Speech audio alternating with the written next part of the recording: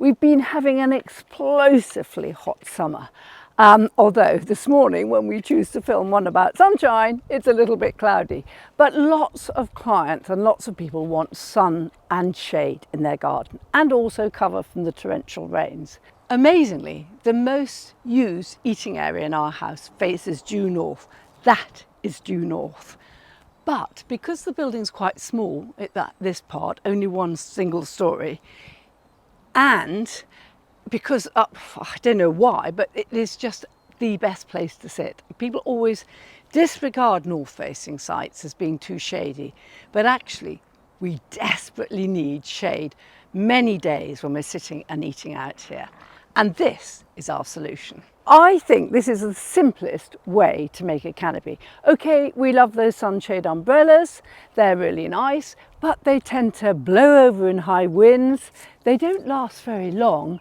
And they can look beautiful, I quite agree, but I rather like this vinery, which we call it.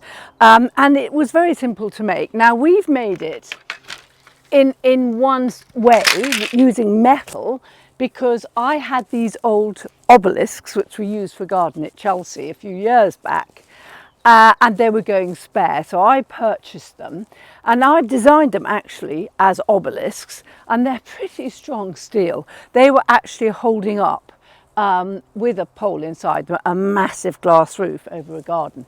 So I got 4 of these obelisks, and then I got my metal worker. Now this sounds very grand, but metal workers are easy to source. And if you can find one that will do anything you want, and you can do pretty much anything with metal, then I think they're worth their weight in gold. So I decided to use 2 thin bars, and I put the balls in between just to give it a bit more structural strength. I didn't want really chunky bits of metal, A, for cost, and B, I thought it would look better if it was lighter. So all I did was got him to make these metal bars, 4 of them, 2 long and then 2 short at either end here. Actually, you can't even see this side at all. It's so overgrown with the vine. And I tied them on top using cable ties. Now, I think cable ties are wonderful because they're so easy. Any old fool can use them. I suppose if you were doing a pucker job, you'd probably use bolts and nuts and washers and things like that. But this seems to hold pretty well. And to be honest, it hasn't got a lot of load on it. And then what I often do, which people don't tend to do, is I put up plants beside each post. And I often do this whether we're doing pergolas or whatever. It might not be a climbing plant, it might just be a standard, but I find it tends to anchor the pergola and stops it looking like a structure that's plonked in the garden. So I like to do that. Obviously I took the bases out of the pots because I don't have time for maintenance and pot watering in my garden. And so the bottom came out. These vines I took as cuttings. Obviously, if you want to be in a real hurry, you might buy new ones from a garden centre or somewhere. But to be honest, these aren't very old. They root so quickly in 2 or 3 weeks in my hydropod, very easily, and they grow so fast. So I've got 1 at each end, and then I've put them over the top. Now, to make the framework for the ceiling, initially, last year, we just had wires, and you can see we've tied the wires to the supports, thin little wires. It's not even 3mm wire, it's probably 2mm wire. And we've done it in a crisscross. And then this year, it was starting to droop a bit because it got quite heavy. So I found these old canes, which came to some client's garden with trees, I think supporting trees. And I literally have just threaded them through, and you can see I've got 1, 2, 3, and that just lifted them up.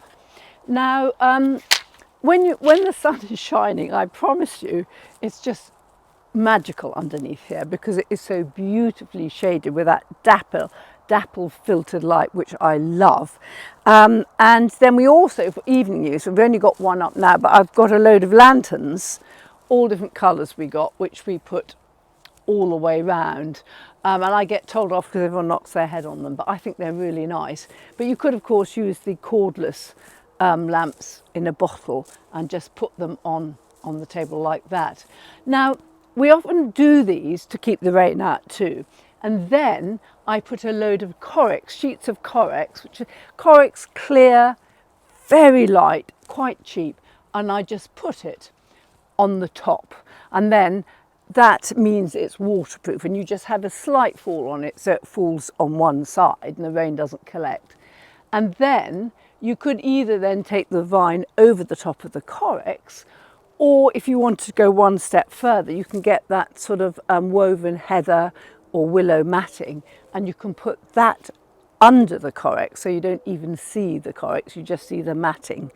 And either way, we've done that on really smart hotels and all sorts of places, and it sounds so Heath Robertson, but actually very inexpensive to make, very readily available materials.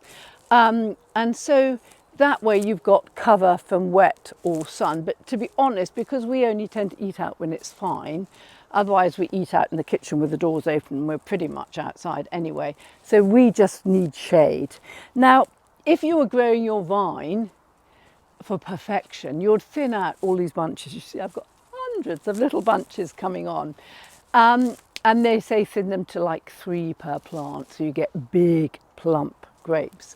And then if you're really on it, you thin out the number of actual grape fruits on a bunch, so you get bigger grapes.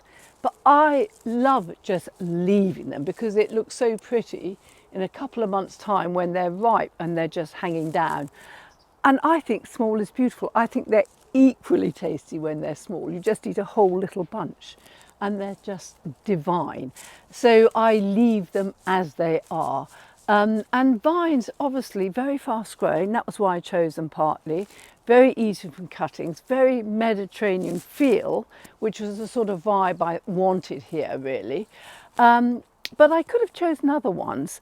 When you go to Italy, you see loads of structures for restaurants, very similar to this.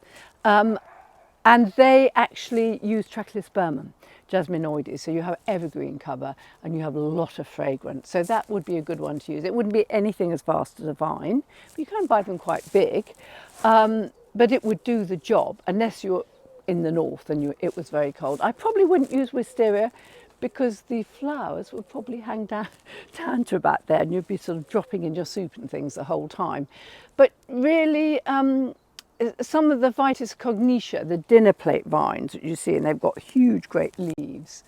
They are wonderful, but that would almost be too much. What I like about the vine is it's so good-natured. You can thin it out as much as you like. You can hack it back. You can do pretty much anything with it and you won't kill it. So these in the baseless pots, they're never watered, nothing. They're never fertilised, watered or anything. And look at them. They're so good. What I do use is this job quite a lot, which is my sort of long reach pruner, and that is so easy just to sort of cut them off if they look straggly for the bits you can't get, and then I feed them to the cattle and they love vine leaves.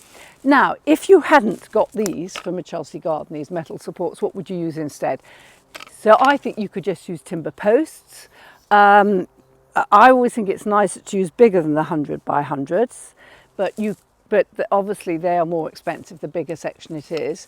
We have done it before where we've located them in the pots and then we've pushed them through the baseless pot into the ground, and then we've planted the trees in the pots to grow over the post or climbers. And that way the pot is adding weight to the whole structure. So here too, if we had gales, because the vine is into the pot, which is rooted into the ground and onto there, it's pretty stable. So if you had 4 timber posts, and then you might use a very thin metal bar across the top, or you might go for 6 posts and have them running through the middle, depending on the span of the timber or the metal top.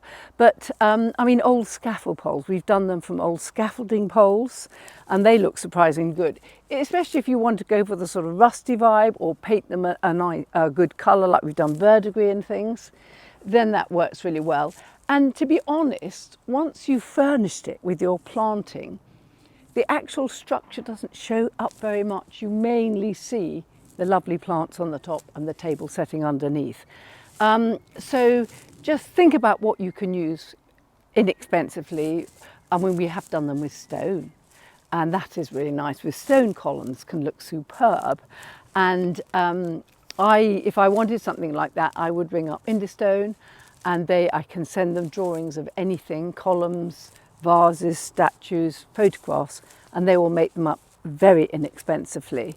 And to be honest, you wouldn't really know it was Indian stone. So that, if you want to be really smart, that would look superb. Anyway, I hope that helps. And if you decide to, if your umbrella blows over and breaks, and you decide to go down this route, then give it a try. Send me some photographs of what you've done, because I think with climate change, we all want shade, cover, and sun, and this gives you the best of all worlds.